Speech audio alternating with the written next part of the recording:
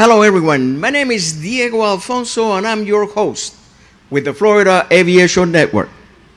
Today, we're broadcasting live and in the clear from the Aerospace Discovery in the Florida Air Museum at the Sun and Fun Complex in Lakeland, Florida, during the Unmanned and Sunny drone education event.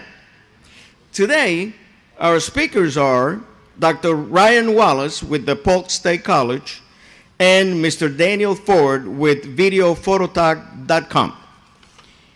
Our next speaker is Mr. Dan Foard. He is an Emmy award-winning broadcast sport videographer and technician for ESPN, ABC, NBC, Lucas Productions, and Fox Sports. With more than 25 years in the broadcast television industry, a licensed pilot, skydiver, and aerial camera operator for ESPN X Games, live aerial camera operation and stabilized camera operations and instruction for TV news, including work for the Golf Channel and NBC Sports.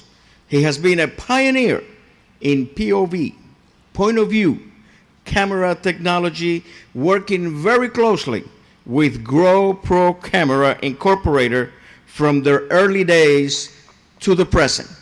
Please help me welcome Mr. Dan Foard. Dan?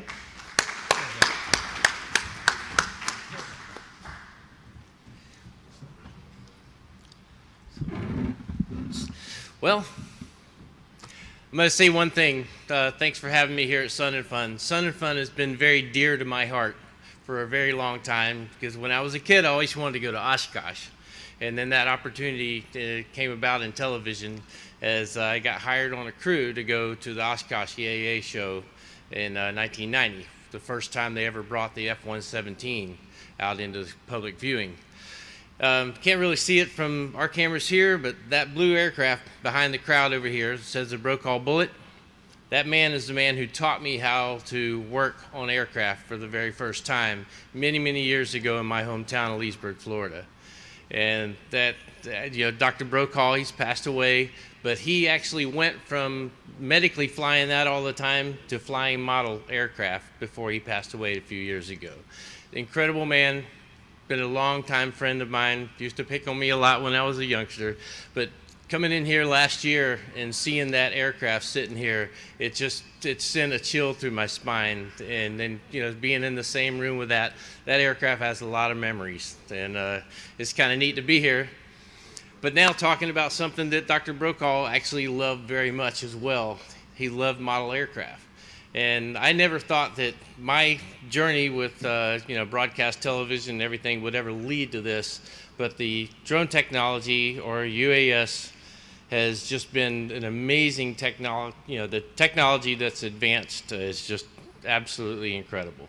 I'm going to grab the mouse real quick at the end of the table, and I'm going to rip through some of these slides and show you a little bit about where I came from. So. And I can barely see the slide advance. So, of course, you read all that. We can go on, get past this. But broadcast TV, I used to be the guy that would ride in the back of a helicopter. And actually, when I saw drones come along, it brought one memory, and this is maybe a little fun.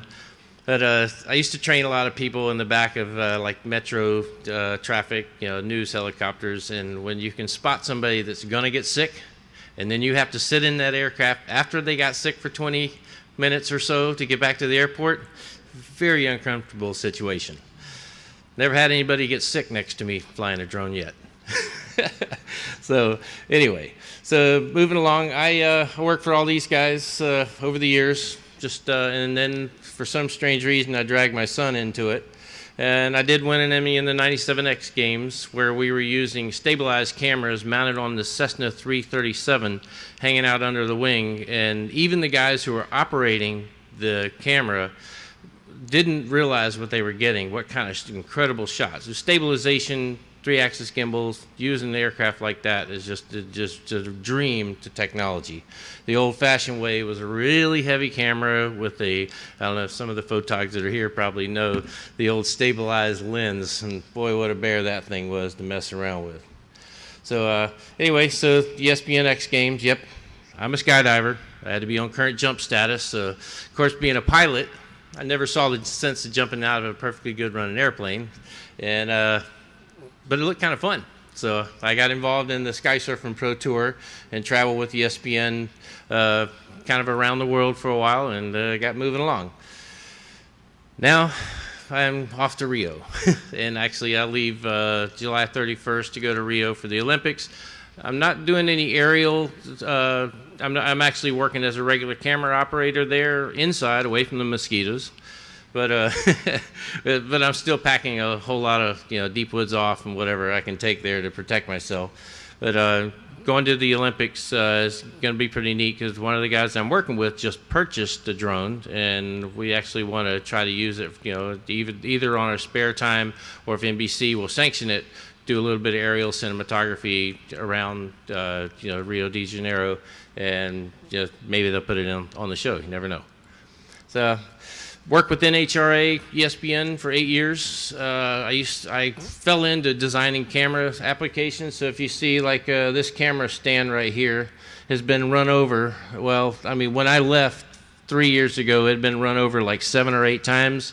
$26,000 camera on top of it was obliterated, but that stand somehow survived. And then we used this one in the wall for all the 4-wides that we did in like Charlotte and Las Vegas. So I kind of got involved to the mounting those, and then all of a sudden the GoPro came along. And I took this little camera here and I put a GoPro on the back of it. And we had the grumpiest guy in the world. It was our technical director that pushes the buttons, and our technical director didn't like anything new. So we just stuck the camera there, piped it into the truck. It took a little bit of doings technically to make it work. And then we said, punch up camera 40. He looks at it, he goes, I like it. What is it? We pulled it out of our pocket and showed him what it was coming from. He goes, no way. So, of course, GoPro's come a long way since then. And we used it. They would take the dragsters coming at that camera and then going away from the GoPro camera. It was kind of a neat cut. And it's still being used in NHRA today, which is now on Fox. So, used to do this. I worked for the Geico SkyTypers a lot, and that's heavy. This is a Steadicam rig. This one's a lightweight one. This one's like about 44 pounds, all fully dressed. It's a backbreaker. That makes drone technology a whole lot more feasible and a lot better on your physique. I brought my son involved into this, and my son and I working. Actually, that's here at Lakeland. And let's see. I can't even see the button there. Let's keep it covered. Now we bring into the drones. So this was the very first drone that we used to use. This is somewhat unreliable as far as a flight controller. Anybody ever have one of those fly away? Any drone operators? Yeah, we have one. Happened to me too. I think it went back to Indiana. It's probably somewhere on the ocean floor between Largo, Florida, and Terre Haute, Indiana. So it's probably somewhere along the Gulf there. I kind of drew a straight line, and then that should take care of it.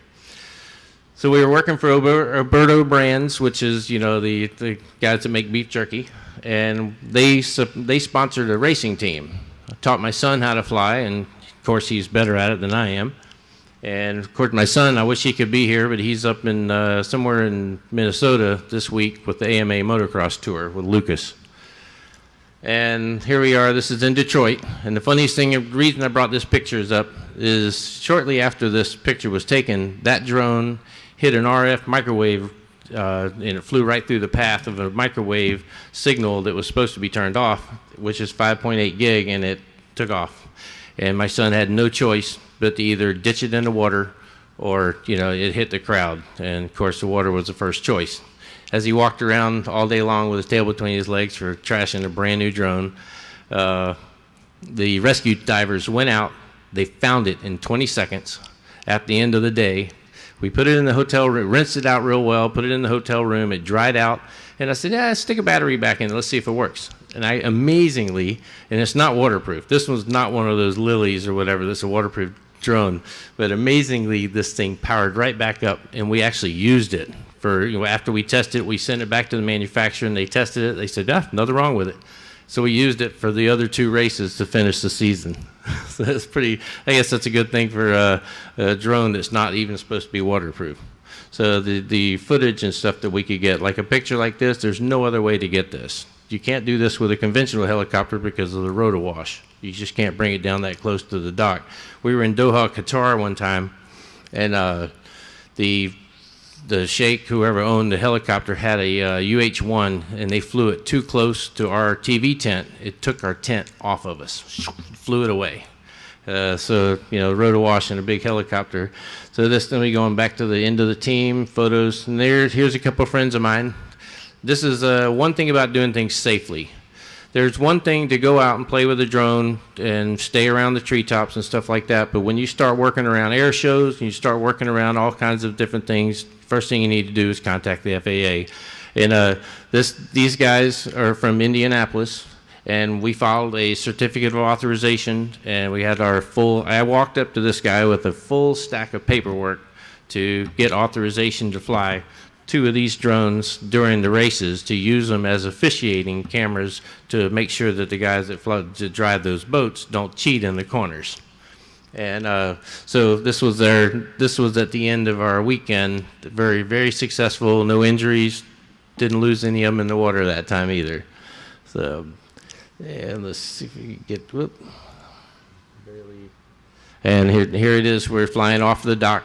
We, of course, all the provisions. We take all the safety measures. Stay away from the public. Stay away from we had a specific area where we could fly and take off and land, and would go. We would go out to the course and bring it back and operate and send a live video back from this bird back to the shore where the officials could use it. And I'm going to show you this quick little demo here. I put this together. I'm actually leaving Monday for Peru. We're going to be doing an inauguration of the new president down there. 2 drones are going to cover that live. This has all kind of come together. A friend of mine who was actually at the last conference I was at, friend of mine had just, he's down in Miami right now picking up all the rest of the equipment that we're going to start an educational initiative. But this is what we sent to them. So I don't know if we have music off of this. This has music, but it's not really necessary. So this is in Cozumel. My son flying right through the arch. And this is Iron Man over in Cozumel. And there's Reginald Roundtree from from Channel 10. We were doing a fishing show with him. And this is the money shot close of the shot. All done with this aircraft up here. It was we call the I-1 or the Inspire 1 T600. And downtown Tampa, the Marriott, this was for, they had like a disaster drill down there, but they wanted some shots to make the hotel happy. And here's, get past these. And this is a Sheryl Crow concert. Notice we're not flying directly above any of the crowd.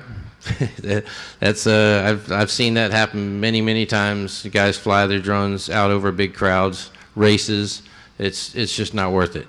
It was inside the Lightning. We had permission to fly inside the Lightning at Amalie Arena, and of course that's in the Bahamas. And this is for Tropicana Orange Juice down in Felda, Florida. And this was for a sign company that we just all types of different applications. It moves kind of quick. There's another shot for Tropicana, but that's all done with the Inspire 1, which is a surgically precise aircraft compared to anything I've flown with only 4 blades. And being able to do this shot in this orange grove, we're literally driving in a truck behind him and holding the control at the dash through the glass. This is a construction of a new building on Clearwater Beach. The Sankey Bridge in the background. And back to Cozumel. And this is down in St. Pete. This is was like some artist that had done a bunch of stuff there. Stadiums, there's one that doesn't do any good to fly over because you can't see in it. This is up in Wisconsin. We're doing a tracking shot. This is our first time. We do a lot of practice. To be safe, the best way to be able to fly a drone in a situation is to practice. Fly it. I fly something every day just to stay sharp. Actually, this little toy down there is one of the best tools that you could ever get for $85 to stay sharp. Because you want your reactions to be instinct. Just like a pilot has a certain procedure. We have an engine out procedure. If we know that procedure without thinking about it, the best chances of us getting back to the ground in one piece without a fireball is going to be a whole lot better. So, all right, and that takes care of that little demo. And then we did, I'm probably not going to go into this. I don't know how much time we have. This is, if you guys want to see a little bit of it, we just did this thing for Pakiak. It's a brand new kayak.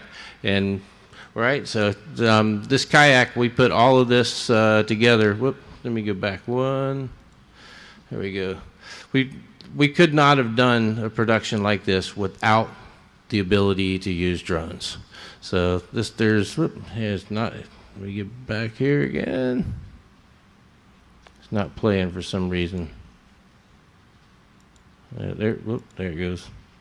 Of course, no audio on it.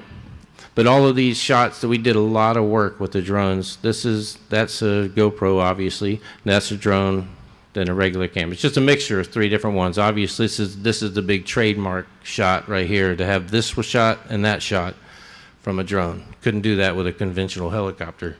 Although I've got a lot of hours sitting in the back of them, holding my nose. But it's a lot better with the music. But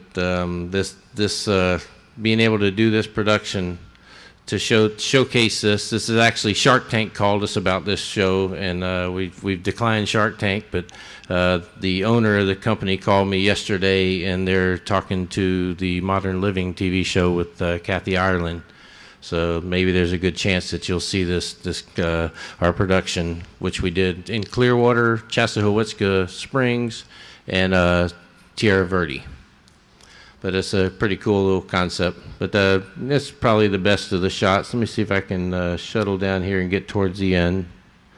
There's some pretty good, a lot of it's just the nuts and bolts, but a lot of the stuff that we shot with the drone. Here we go. Now, this is actually, that's with the Osmo, the same camera that they use, uses the same camera that this drone, you can put the X5 camera or the X3 on it. Yep, and check a kayak on the airlines. That's another shot with a drone. That's a regular camera, which see how well they cut together in a broadcast environment.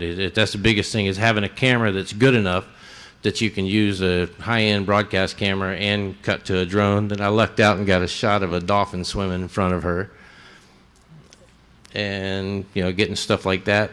It was so rough and windy there was no way to get that shot any other way than with using of course, a cost-effective way to do it. That gives you kind of an idea. So let me go ahead and jump down to the very end. A couple of cool shots at the end, like that. And then our close. There it is. And there you go. So training. My son was my little guinea pig. And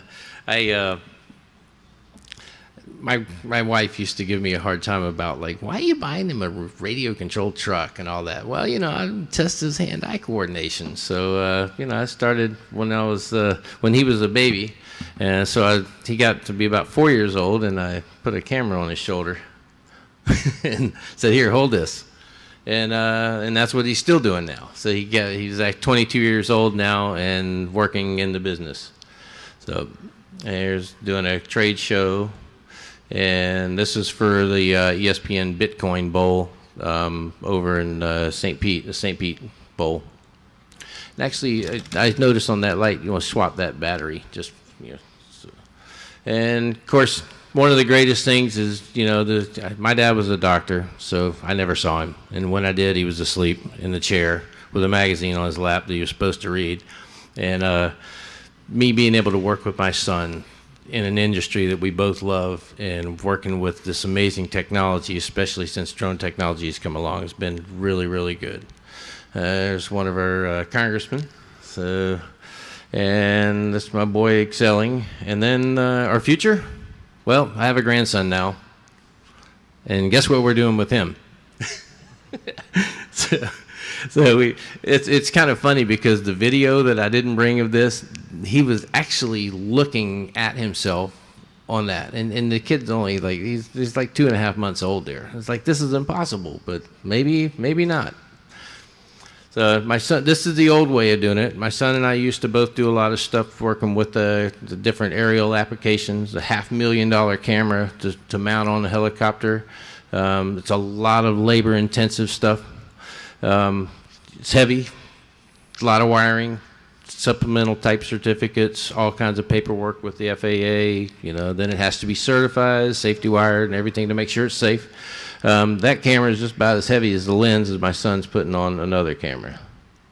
Let's see. You get back. Oh, there you go. This is the old-fashioned way. And then I get the craziest job I've ever had in my life. I'm the chief drone pilot for the city of Clearwater. So what's that entail? Well, the obelisk, they put a new logo on it, so we did a nice little shot flying up to the obelisk and doing a little incline shot with the Inspire one that's owned by the city. Of course, I sold it to them. And then during the Hurricane Colin, we were looking at, that's actually a road underwater next to Highway 60. We're doing disaster relief, and within 1 minute, landing the drone, putting the video on the laptop, transferring it with my phone wirelessly to the EOC headquarters. They couldn't believe how fast we were able to do it. So it has all kinds of wonderful applications, which to all you young people that are out there and old, there's a lot of opportunity to do everything, you know, from life-saving to art. It's just, the drone technology has so many applications. My first question is, how well will this thing fly in the rain? Right there you can't tell, but see the flood waters all over the wall? It was coming down. I just kept the camera pointing away from, you know, basically it was down, the camera lens was downwind of the rain, and the camera was flawless. The drone was getting drenched. The exactly same one as this. It stayed in the air flawlessly. I say, hey, you know, it's your drone. You know, I'll fly it, but we put it up there to do this because the EOC wanted to know if we were going to have any more problems with the high tide, so we're using that for disaster relief. And again, you know, giving them real-time data. And you can actually, of course, this drone will actually send a live feed either to Facebook now. They just added that. I don't know about that. I tried it once. It's a little weird. But here's a little video clip of us just doing an investigation. If you notice that dock off to the left, that dock is completely underwater. And, you know, it was too dangerous to fly a manned aircraft in there. So, you know, plus the airport or a helipad was so far away. But within minutes, we pulled up there, put the drone out there to go evaluate the situation. And this thing is flying. You might see some gusts of wind. It's a little tough to see at this angle. I don't know if it's all right to you guys, but going out there and looking, you can see the water above the dock level. Of course, this isn't a real bad tragedy situation, but having this technology, if there's a real disaster, could be very, very handy to all the municipalities all over the United States and the world. But pretty handy.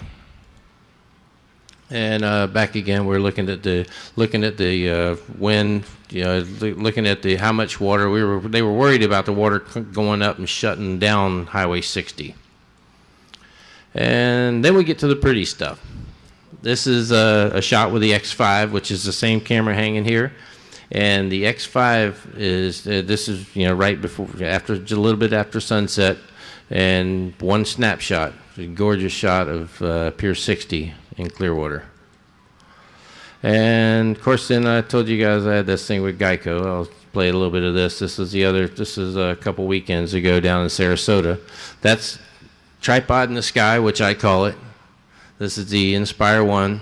And then, all of this takes minutes to put together with the drone compared to the old-fashioned way to do it. And, there's a lot of great applications for aircraft, especially here's what I did is I actually traded this drone footage around the pits with the pilots who went and spoke to they had 3 Robinson helicopters there. At R-66 was the first time I've seen one, the new Turbine 66, pretty neat helicopter, which I've got a lot of hours sitting in the back of. Not the 66, but the 44. But those guys liked that shot because it kept them nice and cool when I was hovering above them. But anyway, they had a heliport right there. So, of course, the aircraft radio. This one's kind of an inexpensive one. Actually, I think they sell these right here at the Gulf. There's a Gulf Avionics, and they sell them, around here. I think they sell them here. You guys sell radios here? Oh, okay, yeah. Then they have a radio shop right here. But highly recommended to have a radio, because it comes in handy in a lot of areas to be able to listen to. Of course, there's people that are pilots. They know what to listen for. But those guys will report their position and their altitude. Then we're on the bottom of the food chain, and don't ever forget that, please, because I know that as well. The last thing I want coming through my windshield as a regular aviation pilot inside an airplane is somebody's toy. And I hope everybody else that's here, I'm glad you guys took the initiative to come here and check this out. But and of course, with your presentation, that heavily supported. 400 feet, stick with it. Then there's always the birds. You have to be careful. I got attacked. We were doing a shoot for the Clearwater Police Department training facility, and of course, being a little bit lazy, we didn't want to carry the drone all the way back to the truck, so we just flew it back. And then the city employee I was working with decided, hey, let's get one more shot of the front. And all of a sudden, out of nowhere, 2 red-shoulder hawks came and they had a plan to take me down. I did some avoidance, but I told my buddy Sean, it's like, wow, I was recording, and that was in 4K. So I had 8 beautiful frames of this gorgeous bird coming across and a very angry look on his face. So I didn't really post that anywhere, but I'm very, very conscious about disturbing birds and stuff. They were just hanging out on a light pole. They didn't have a nest anywhere nearby. They hung out. We immediately sent it to the PIO, or Public Information Officer for the police department. He said, "Oh yeah, they're out there all the time." But he said, "What a great shot!" So. This is one of the greatest things that I want to see evolve into control. This app is really has a potential to become extremely comprehensive.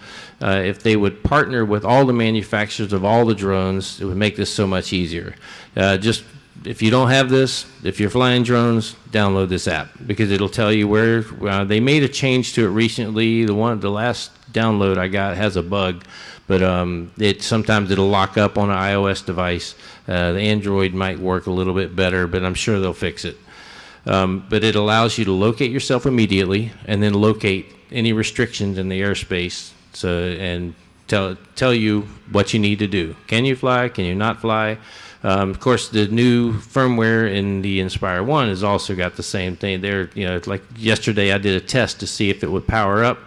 I tested it around Albert Whitted, and it would not power up unless I authorized it and gave it an unlock code, which you have to send off.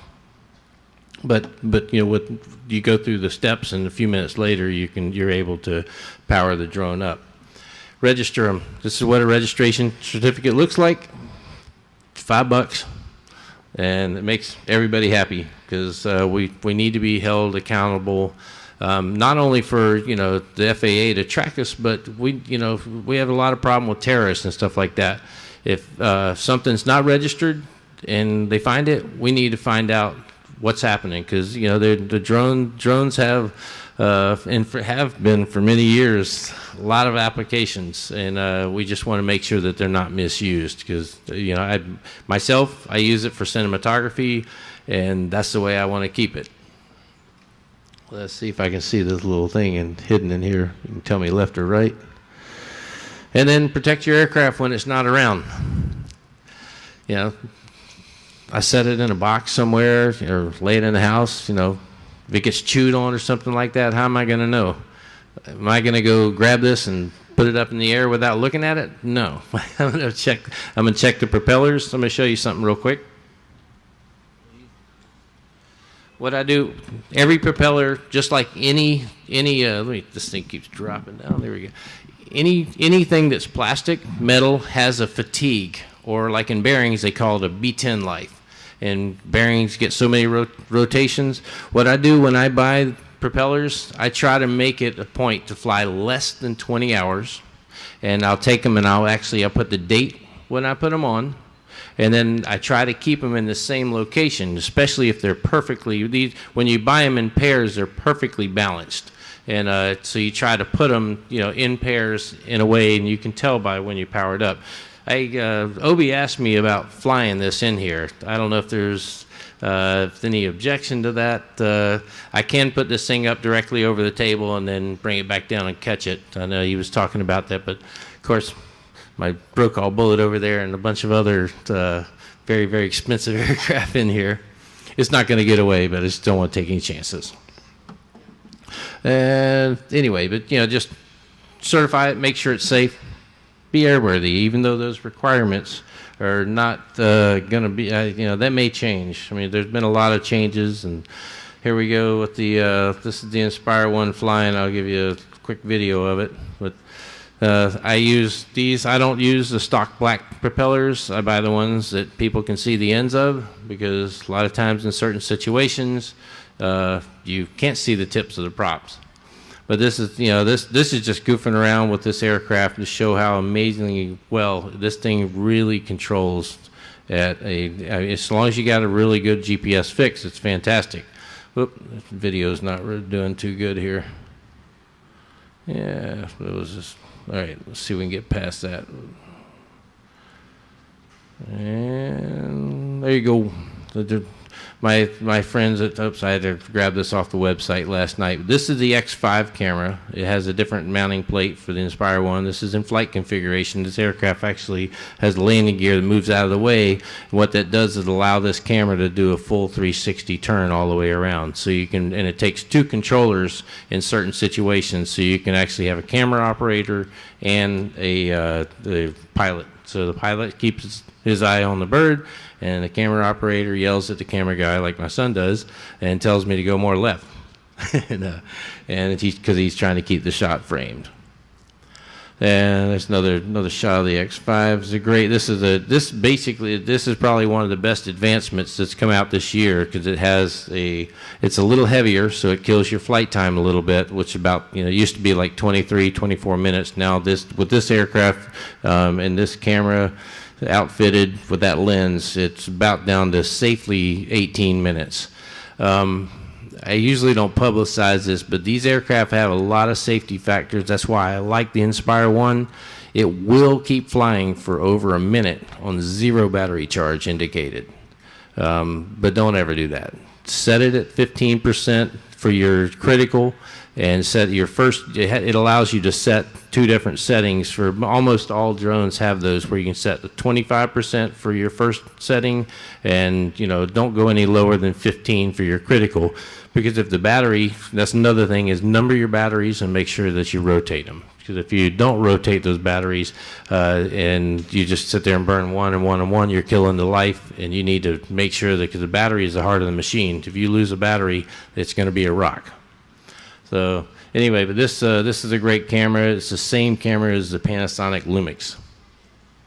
And then there's the DJI Phantom 4. Which this is a neat little drone. It's got, if you notice these little holes right here, those are cameras that are made out. They just came out with this year, and this is collision avoidance built into it, which more and more drones are going to have. That way, if it sees something with those cameras, just like this one, let me show you this camera. Underneath this drone, it has a sonar, so one transmits and then it catches the bounce. If I can hold that up where you guys can see it. And then this other little camera is what they call optical flow. And this camera actually analyzes the ground underneath the drone to help it stay steady. So that helps stabilize the aircraft, you know, when you're flying at low altitudes, especially in what they call ATTI mode or attitude mode. So. And of course the Phantoms. There's several drones. There's different. I'm kind of a DJI fan, but there's another company that's coming along. Long form. I'm probably not going to touch on this too much, but you did mention talking about getting additional paperwork, certificate of authorization. This is what it looks like. You have to. It's a very long, lengthy process to get permission to fly. And according to the FAA's reply to my request on this, they're going to change it, August 22nd, 29th. So, and of course, I carry $1 million liability insurance for myself, and this is insurance. I'm also an AMA member, but that doesn't cover me for commercial operations. I have to have commercial aviation insurance to be able to fly commercially around property. I mean, you drop a drone on somebody's Porsche, you better be able to pay for it. And then, there's we'll go past. I already talked about the radio. And then this is a little clip that we did for real estate. How many people are interested in doing real estate sales? Is anybody in here? I know you are. Yeah. Well, this is a quick example of what you can do on the exterior. This is the locator to show where it is. And then there's a condo that's $1 million condo that's just off of Clearwater Beach over where Winter the Dolphin lives, and this is it. And being able to do shots like this to show where it is. Winter the Dolphin is back there, up here in the background, and just being able to showcase that condo right there is for sale. If anybody wants a new place to live, probably way more than I can afford. But this is a great way to showcase real estate, just being able to show some aerials. And then we have another technology that we're using. It's a component camera that sits on a stand that scans the room, and you move it all over the apartment. You set it still for 2 minutes, and it scans it. You get out of there, it scans that area, then you move it to another area, and it allows you to do a 3D move throughout the entire condo, which we did for this particular place. It's great new technology. So you add the aviation technology into being able to showcase this, and then moving right along to the interior technology. The toys are getting better and better. So, and this is an idea. This is flying. This is a little nerve-wracking. Flying in close proximity. This is flying inside a tent. This is a sugar stand. I left some shots of us walking around. My daughter, my 14-year-old daughter, actually was running the camera for this. I've been teaching her, so she'll have a job and help pay back for all of her wonderful clothes, right? I know you think that's funny. But they put this on for the city of Clearwater every year, and I got involved this year as like a music theme. So they had me flying after everything was done and the public was out of there, and right before they tore all this down, I went in there and showed all of the stuff that they had by just flying all around. This is all done with a drone inside. So it's a kind of a marvelous technology, and showing it pushes the boundaries of controllability, but I have a lot of confidence in that drone, and of course playing with the little toys and stuff like that, flying them, it's a whole lot easier to trust them if you're focused, and you can also just stay where it's second nature. That's the people. So let me go on to the next slide. And this is just a corporate closing shot. This is how well they cut. This is a drone shot here. This is Concrete Technologies. Cut. That's that camera actually that he's behind over there, and then cut to the drone shot for the end of it. So then you roll the logo. So that shows how well you can integrate it's just a couple of shots, but you couldn't do that any other way. And to bring a jib in there is just it's very, very difficult. This is kind of neat. This was a test shot for mud racing. I mean, this is kind of cool looking. This is a redneck sport up in southern Georgia, and I just happened to, they said, yeah, go get a shot of it. And I'm a video technician on that show, but I went out there with the drone that I took with me, actually this one, the Inspire one, and just to get a shot like that is kind of cool. Staying out of their way, and staying definitely away from the crowd. And then here's some of the telemetry that you look at. This is the interface of what it's like to fly this drone. Anybody mess around with DJI? I mean, they all have their own. So, I mean, of course, the most important thing right here is that battery power. I mean, you wouldn't fly an airplane with no gas. Don't fly a drone with no battery power or fuel if you have a gas-powered one. But this allows you to do all the settings. I mean, if anybody has any questions about this, I'd be glad to explain it in detail. I'm cursed with knowing how to set everything up. So I call it a curse sometimes, but when I'm in a hurry and stuff like that, I can quickly set a camera up and get it in the air and have it look good. So that makes life a whole lot easier for everybody and my clients. Let's see what else I can give you here, and that's that pretty much sums it up for me. If anybody has any questions, I just want to express that safety is the main concern. Flying legally, register your drones, keep an eye on the laws and the FAA, and let's all make this marvelous technology a lasting, safe technology. Is it cool? Is it good? Yeah, I can. So anybody want to see this fly? There we go. Okay. And that's okay with Rob? That thumbs up. All right.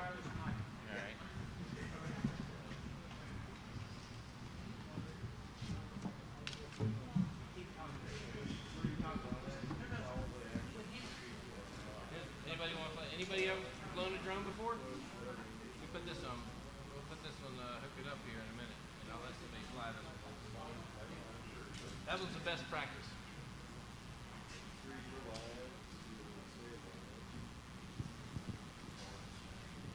Check. There we go. Okay.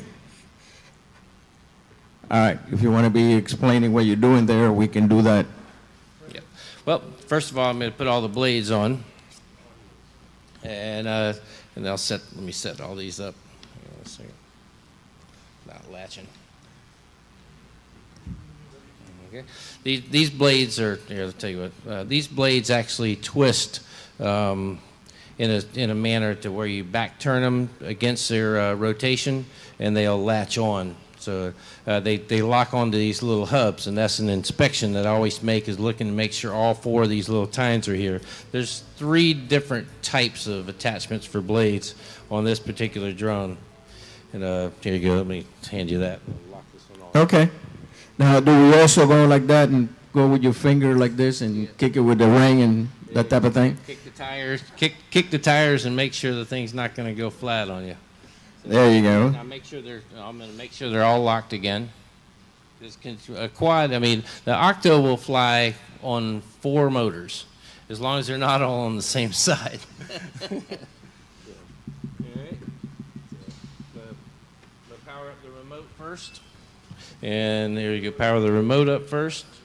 Or bring the app up. And now we'll power up the drone. Let me move some of this stuff out of the way.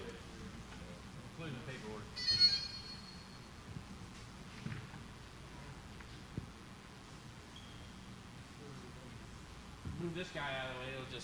It'll move that little one away. It'll blow it off the table. Yeah, this does double as a leaf blower I use at home instead of, I actually, go ahead and laugh, but I do use this to clean when I'm practicing, I clean my driveway while I'm at it. A lot easier. All right. So I'm going to bring up the app, and now I'm actually probably going to direct this over. Okay, let me come down a little bit. How's that? Something like that, so we can send this out over the internet so they can see the interface.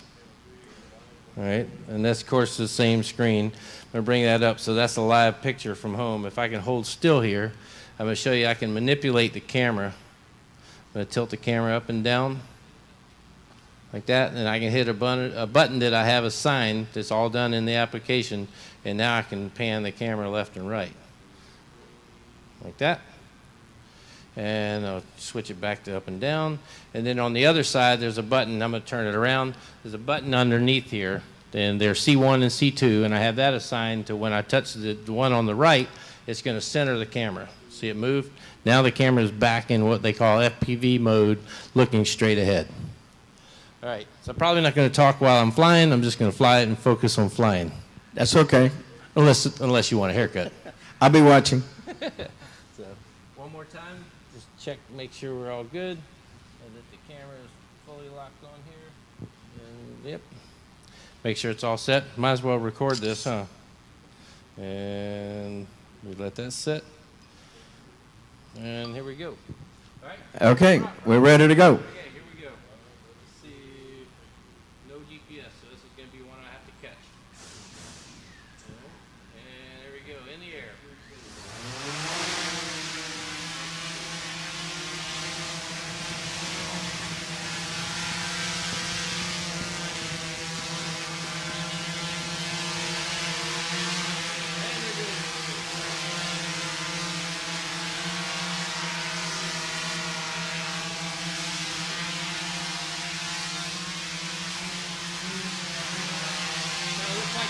Star Wars.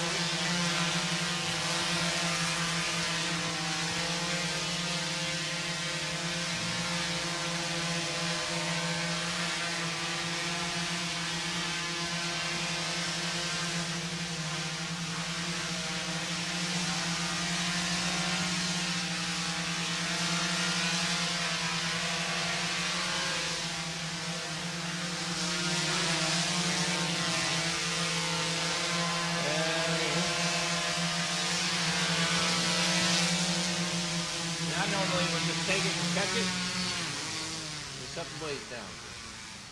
You wait till it comes to a complete stop. There you go. How's that? Just like downtown. Now, I have a question as a pilot. What is the engine failure procedure on this? What is the what? Engine failure procedure. Don't be over anybody or property. I mean, the biggest thing about these is right now there's still not enough data on motor data, but the application does monitor how much power that each motor is pulling. So if it sees a lot of amp draw, it's going to tell you that there's a problem with the motor, and it's not going to let you take off. Right now there's really not a number, but the best thing to do is I'm going to fly these usually 350 to 400 hours on these motors. They're brushless, so they don't have like a commutator that wears. It's just the bearing is the thing that wears on it. So 350, 400 hours, then it's time to go buy some new motors. And they're getting cheaper. They're getting down around $200 a motor. So it's good insurance to put brand new motors on it. Cool. All right, Dan. Well, listen, thank you so very much. Really enjoyed that presentation. Please stay put for a few minutes. We're going to come back for Q&A. And just hold on, don't move, don't go anywhere.